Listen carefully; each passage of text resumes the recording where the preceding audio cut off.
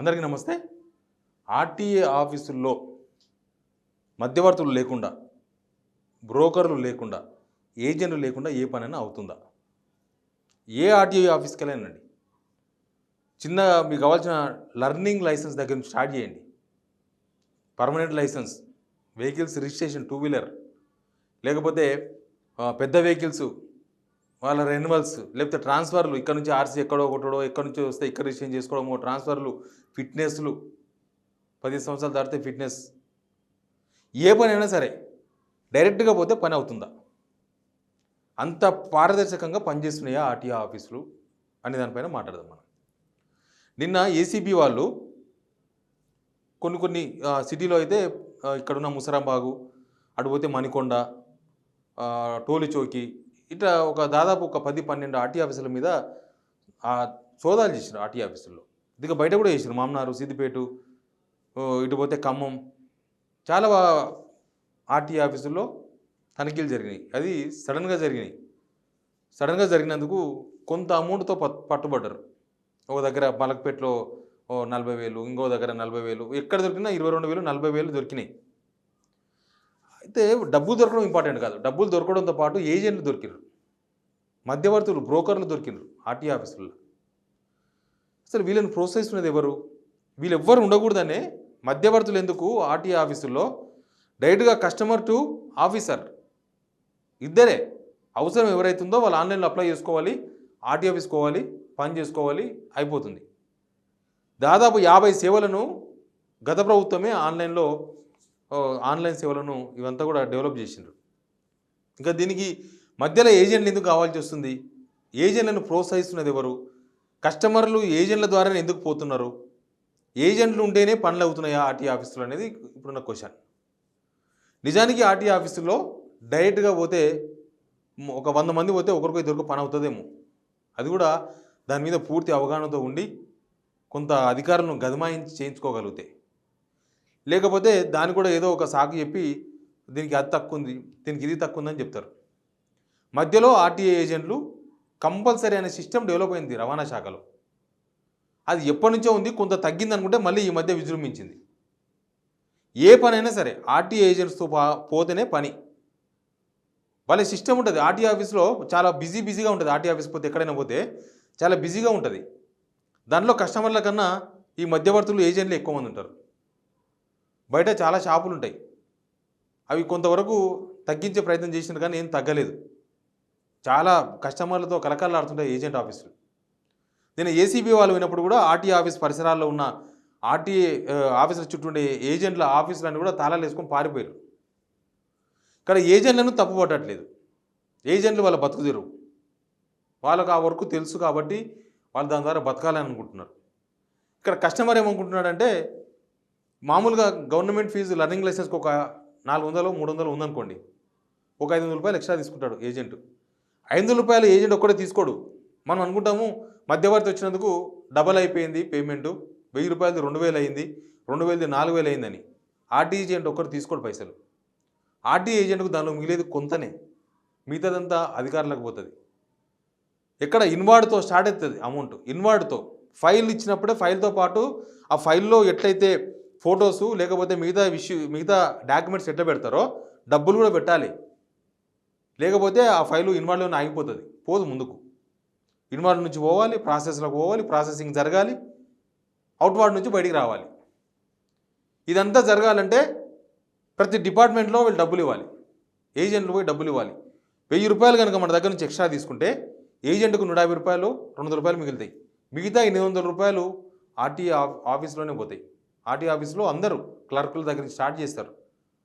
అక్కడ అందరూ ప్రతి ఒక్కరికి డబ్బులు ఇవ్వాలి. ప్రతి ఒక్కరు ఆర్టీఏ ఆఫీసులో పనిచేసే వాళ్ళు మీరు ఇన్స్పెక్షన్ చేసుకోండి. ఏసీబీ వాళ్ళకి ఎంతమంది దొరికి నాకు తెలియదు కానీ ఇది ఆర్టీఏ ఏజెంట్లకు తెలుసు, కస్టమర్లకు కూడా తెలుసు. డబ్బులు లేకుండా ఇంటికి పోరు వాళ్ళు. డబ్బులు లేకుండా ఇంటికి పోరు.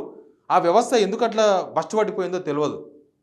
రవాణా వ్యవస్థ డైరెక్ట్గా counter to counter, online to counter ఎందుకు పని కాదో తెలియదు. ప్రతి దానికి కొర్రీలు పెడతారు వాళ్ళు. దీనికి అది లేదు, దీనికి ఇది లేదు, దీనికి అట్లా చేసుకొని రావాలి, దీనికి ఇది చేసుకొని రావాలి, సతాయిస్తారు. ఈ సతాయింపు ఎందుకని ఏజెంట్లను సంప్రదిస్తారు. ఏజెంట్లు వాళ్ళ బతుకు తెరువు వాళ్ళది. వాళ్ళు మాత్రం ఏం చేస్తారు, వాళ్ళకి వచ్చేది కొంతనే, పోయేదంతా కూడా ఆర్టీఏ ఆఫీసులోనే పోతుంది. ప్రభుత్వ ఉద్యోగుల జీతాలు ఆర్టీఏ ఆఫీసుల్లో ప్రభుత్వం జీతాలు ఇస్తుంది వాళ్ళకి జీతాలు ఇచ్చేదే పని చేయనికి వాళ్ళు మళ్ళీ ఇది తీసుకుంటారు పైనుంచి. అసలు ఒక్క ఆర్టీఏ ఆఫీస్, నిన్న ఏసీబీ వాళ్ళు ఆర్టీఏ ఆఫీసుల్లో సోదాలు చేశారు కదా, ఏ ఆర్టీఏ ఆఫీసుల్లోనైనా ఎక్కడైనా క్లియర్గా ఎక్కడ డబ్బులు పట్టుబడకుండా, మధ్యవర్తులు పట్టుబడకుండా ఏ ఆఫీస్ అయినా శుద్ధంగా కనిపించిందా? ఏ ఆఫీసులోనైనా పరిశుద్ధంగా ఎవరూ లేరు, ఏమీ లేదు, చాలా నీట్గా జరిగినట్టుగా అనిపించిందా ఏసీబీ ఆఫీసర్లకైనా? ఒకవేళ అట్లా జరిగితే ఏసీబీ ఆఫీసర్లు ఖచ్చితంగా రిపోర్ట్ చేసేవాళ్ళు, పలానా ఆర్టీఏ ఆఫీసులో మాకేం దొరకలేదని. అసలు ఎంత టెక్నిక్గా ఉంటారంటే, కొద్ది వాసన వస్తే చాలు, ఇట్లాంటి సోదాలు జరుగుతాయి, నీకు వాసన వస్తే అధికారులు అలర్ట్ అయిపోతారు, ఏజెంట్లు అలర్ట్ అయిపోతారు. కాబట్టి వీళ్ళు మారువేషాలు పోయారంట. మలక్పేట దగ్గర ఉన్నది, ముసరమ్మ దగ్గర ఆర్టీ ఆఫీస్ ఉంటుంది. దానికి మారువేషాల్లో లారీ డ్రైవర్లుగా, లారీ క్లీనర్లుగా ఒక 40 ఏసీబీ ఆఫీసర్లు పోయి పట్టుకున్నారు. అక్కడ ఇంకా ఎక్కువ జరుగుతుంది కాబట్టి దందా. ఇంకా అత్తాపూర్లో కూడా మస్తు దందా జరుగుతుంది. ప్రతి దగ్గర ఈ దందా జరగని ప్లేస్ లేదు, కొంత ఎక్కువ కొంత తక్కువ. ఓన్లీ హైదరాబాద్ కాదు, రాష్ట్ర వ్యాప్తంగా తెలంగాణలో ఫైల్ కింద డబ్బులు పెడితే తప్ప పని కాదు. ఆర్టీ ఆఫీసులో అట్లాంటి సిచ్యువేషన్ ఉంది. అసలు ఈ లంచాలు అవినీతిలో ఏదో రెవెన్యూ ముందుంది, పోలీస్ డిపార్ట్మెంట్ ముందుంది అంటారు. ఒక్కసారి ట్రాన్స్పోర్ట్ డిపార్ట్మెంట్ కూడా తెలుస్తుంది. నెంబర్ ఆఫ్ ఫైల్స్ అమౌంట్ కూడా అట్లే వస్తుంది. ఒక్కొక్క ఫైల్కి ఇంత ఫిక్స్డ్ అమౌంట్. లర్నింగ్ లైసెన్స్కి అయితే ఇంత, డ్రైవింగ్ లైసెన్స్కి అయితే ఇంత ఇవ్వాలి, అయితేనే పని అవుతుంది. అటు ఏమన్నా ఉండని, ఏమన్నా ఉండకపోని, అన్నీ చక్కగానే ఉండని, అన్నీ చక్కగా ఉంటేనే ఇస్తారు మళ్ళీ ఫైనల్గా. కానీ డబ్బులు ఇవ్వాలి, డబ్బులు ఇస్తే తప్ప పని కాదు. మనం డైరెక్ట్ పోతే పని కాదు. ఎందుకు ఆ సిస్టమ్? ఇంత టెక్నాలజీ డెవలప్మెంట్ అయింది, ఇంత కథ జరుగుతుంది. ఒక ఫోన్తో అమెరికాలో ఉన్నతో పని చేయించుకుంటున్నాము, ఒక ఆన్లైన్లో ఎక్కడనో ఏ బ్యాంకు ఎక్కడుందో తెలియదు, అక్కడ పనులు అయిపోతున్నాయి. ఆర్టీ ఆఫీసులో ఎందుకు ఆన్లైన్ సిస్టమ్ పనిచేస్తలేదా? ఆన్లైన్ పనిచేసినా ఆఫీసర్లు ఆఫ్లైన్లో పనిచేయడానికి ఇష్టపడుతున్నారా? దీనిలో ఆర్టీ ఏజెంట్ల కడుపు కొట్టేది ఏం లేదు. ఆర్టీఏ ఏజెంట్లు వాళ్ళకు వచ్చేది కొంత, ఇంతకుముందే చెప్పినా కదా నేను.